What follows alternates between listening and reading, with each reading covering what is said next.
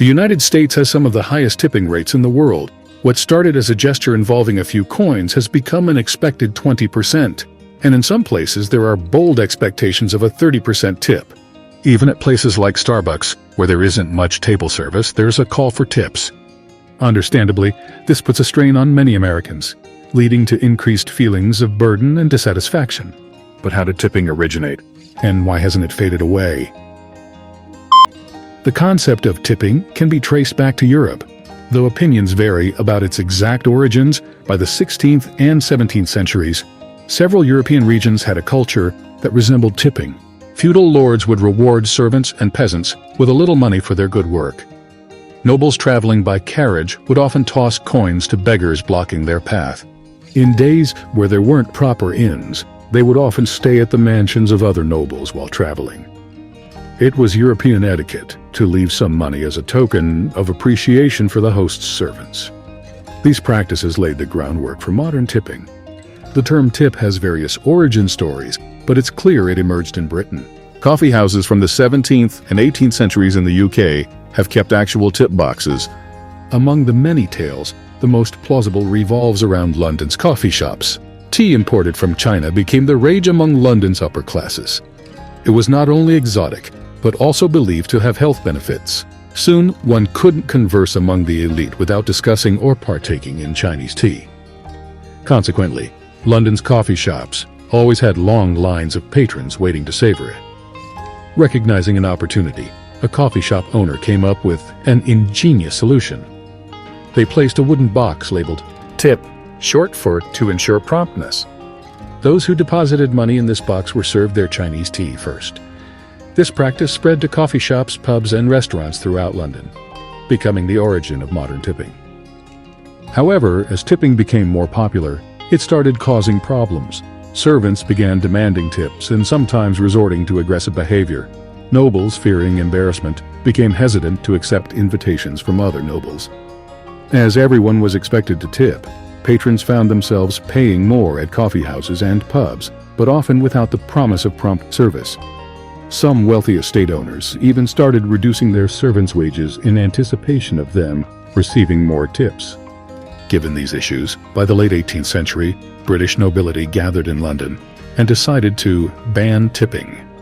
This decision, however, led to riots from servants and restaurant workers who relied on those extra earnings. Thus, tipping persisted. But as the labor movements grew stronger in Europe, perceptions around tipping began to change. Viewed as a relic of feudalism and class division, and an insulting act usually reserved for slaves, tipping became less prevalent as the 20th century approached. Most European countries began to incorporate service charges into wages, ensuring that service workers were fairly compensated. Nowadays, in Europe, tipping is mainly a voluntary gesture of appreciation, not a requirement. In stark contrast to Europe, the tipping culture in the US has taken a peculiar turn. The introduction of tipping to America traces back to the late 19th century, post the Civil War. It was after American elites, who had amassed wealth during the economic boom, returned from their European travels.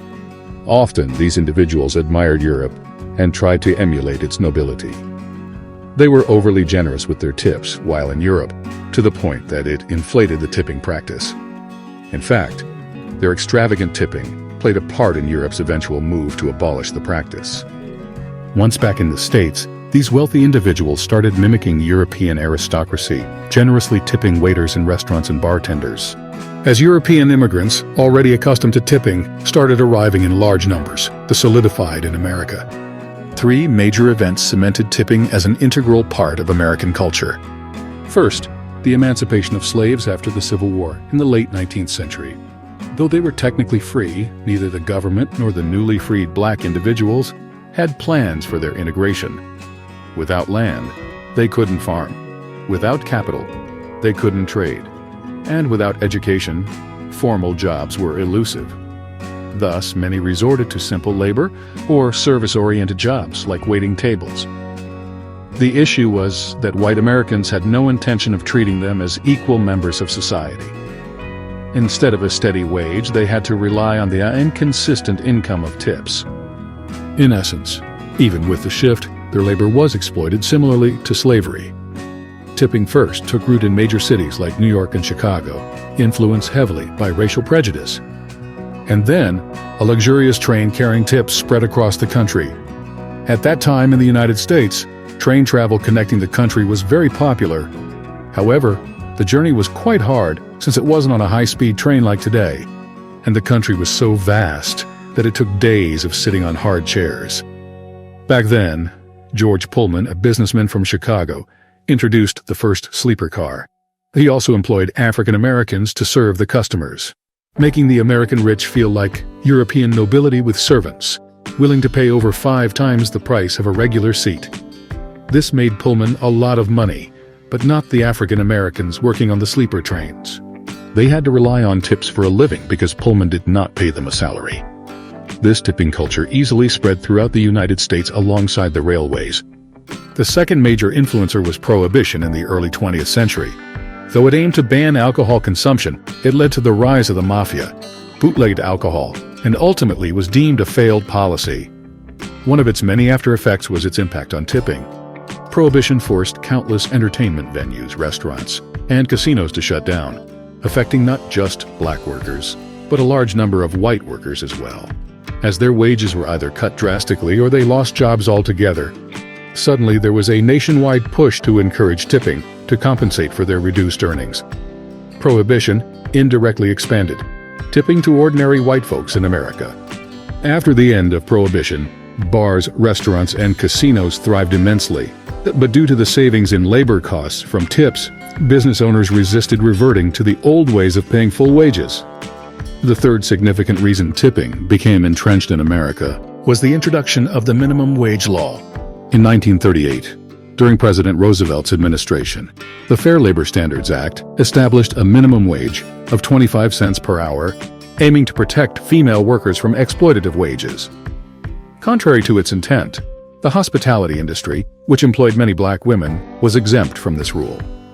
Even today, while the regular minimum wage is $7.25 an hour, workers in tip-based roles only receive about $2.13, which is 30% of the standard rate. Because of this, many workers, like waitstaff, can't make a living without tips. In essence, for these workers, tips aren't just for service. They're essentially their wages. This is why some might aggressively pursue customers who don't leave tips. Why you're guided to specific tables at a restaurant isn't about preference but about tip distribution. If you ask a free waiter to serve you, they might ignore you since each has designated tables to get tips from.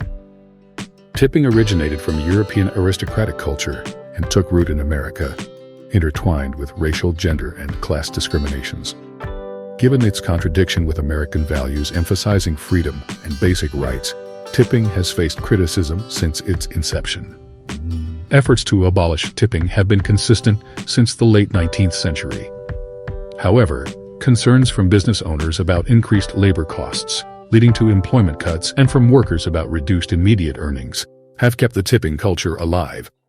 Yet, in the aftermath of the COVID pandemic, with the surge in tipping amounts dubbed tipflation, and even fast food chains prompting for tips through digital payments, the no-tip movement is gaining momentum once again.